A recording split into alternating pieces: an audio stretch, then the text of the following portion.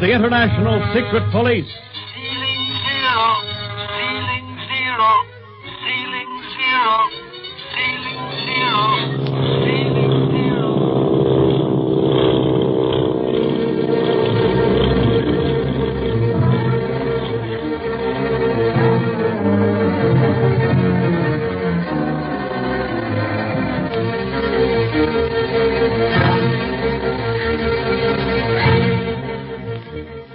As you remember, in the last episode, Speed Gibson, his uncle, Clint Barlow, ace operator in the International Secret Police, and Barney Dunlap, Clint's working partner, were about to board the China Clipper in disguise and under assumed names bound for Hong Kong, where the dread criminal, the Octopus, has renewed his smuggling activities.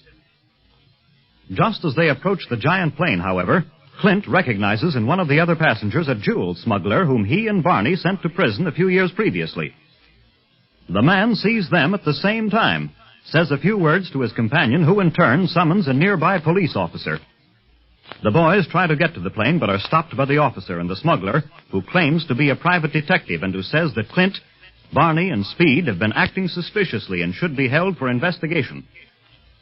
For a few tense moments, it looks as if the boys will miss the Clipper plane, but Chief Riley has been so careful about their passports, using their assumed names and disguises, and has provided credentials so excellent that the officer at last releases our friends and reprimands the supposed private detective to be more careful of his accusations thereafter. He mumbles something about mistaken identity. Then he and the boys board the plane, and now we find our friends comfortably seated in the Clipper, 6 hours out of San Francisco.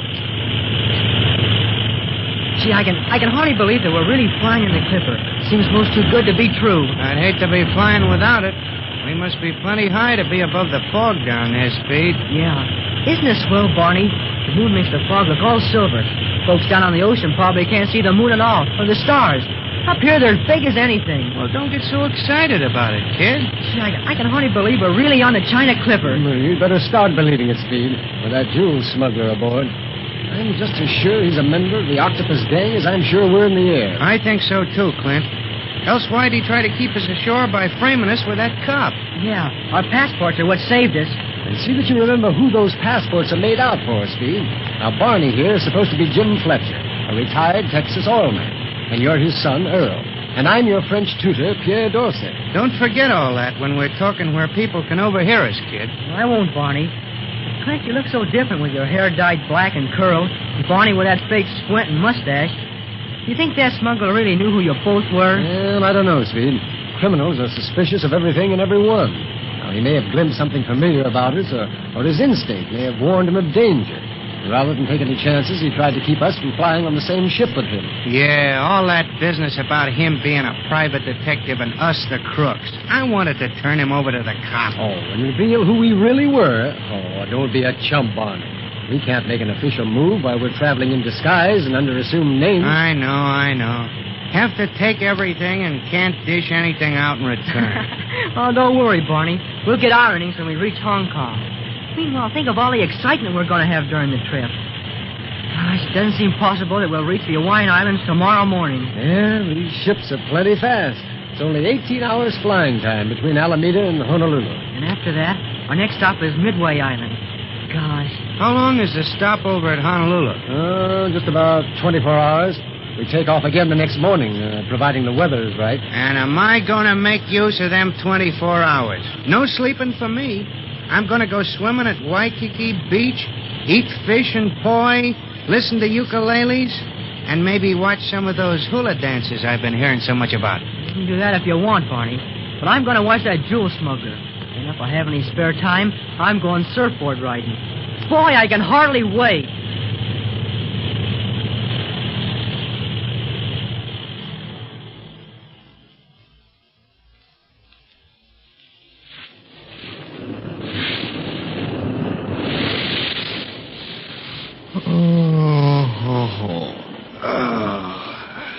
This is the life, Clint. Lunch at the Royal Hawaiian Hotel, and now basking on the sands of Waikiki Beach. Yeah, but I wish I could be in that water with Speed. Look at that kid ride that surfboard in. No, he's part flying fish anyhow. You know, Clint, sometimes it makes me stop and think. That kid can do almost everything with just a little practice. Things that it takes me years to learn.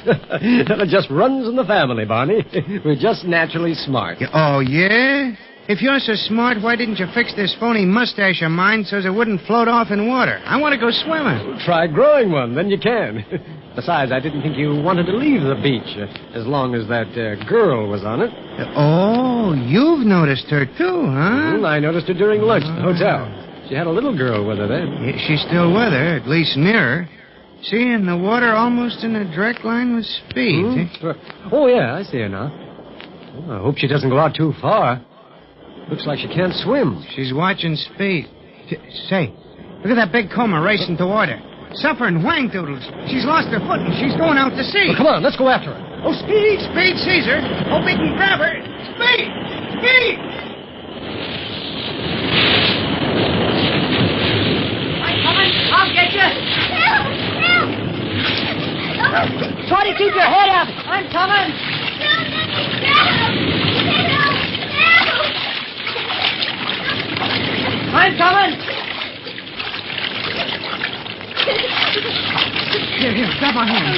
That's right. Now you're all right. Don't try to swim. Don't try to do anything. Just relax and I'll get you ashore.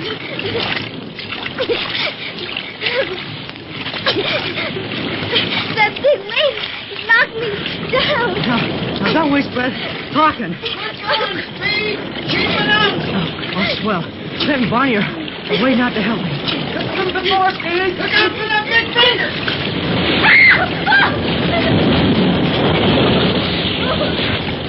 All right, now don't be frightened. That wave tilted us. It brought us in. I'll take the little girl. You would have been so tough, but for the undertow, it kept pulling against us. Well, careful. Careful. Here comes the young lady. Jean, honey, are you all right? I think so, Marcia. Sure, she's all right, miss. Just a little waterlogged, I reckon. She'll be good as new when she's dried Oh, out. how can I ever thank you all? And particularly this young man for saving her.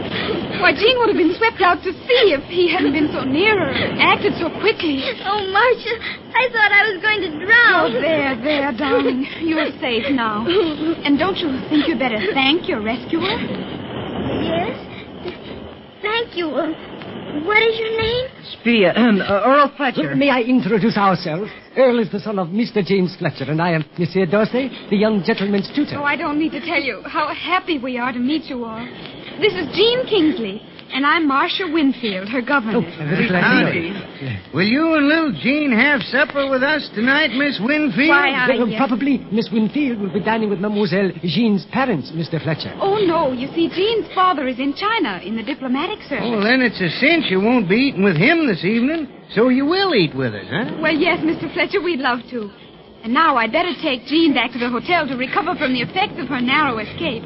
Thank you again. Goodbye, Speed, Clint, and Barney. Huh? Hey, those aren't our names. Why, no, Jean. Wherever did you hear those names? Well, that's what they called one another when I was being saved, Marcia. How come you heard anything when you were half drowned? No, I don't remember calling anybody anything. I was too busy trying to get in. Probably the child heard us urging Earl to exercise more speed in effecting the rescue. Under such circumstances, it is only natural that such confusion should occur. Oh, no, Mr. Dorsey. I heard you plain as anything. Jean, you mustn't contradict. And now come along. We'll see our friends later. Goodbye. Wouldn't you know a girl here thinks she shouldn't, even when she was drowning? Out of the mouths of babes. The accident of a split second can upset weeks of careful planning. Nothing's upset. Miss Winfield didn't pay any attention to the kid. Maybe not. But that girl has brains as well as beauty, Barney. And you didn't help Manners any Romeo by asking her to dine with us tonight. Say, the more we stay to ourselves, the less chance of a split-up. Ah, a little supper won't hurt anything. We can tell more about that after supper.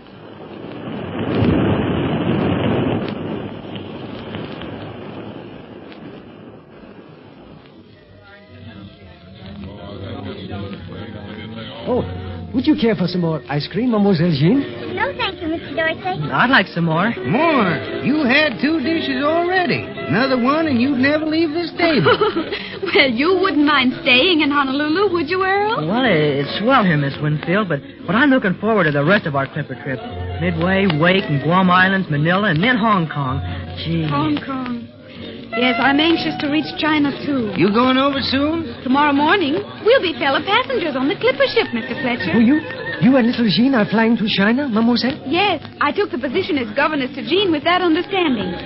You see, her father went there 6 months ago and left Jean in my charge with instructions to bring her over as soon as he gave me the word to come.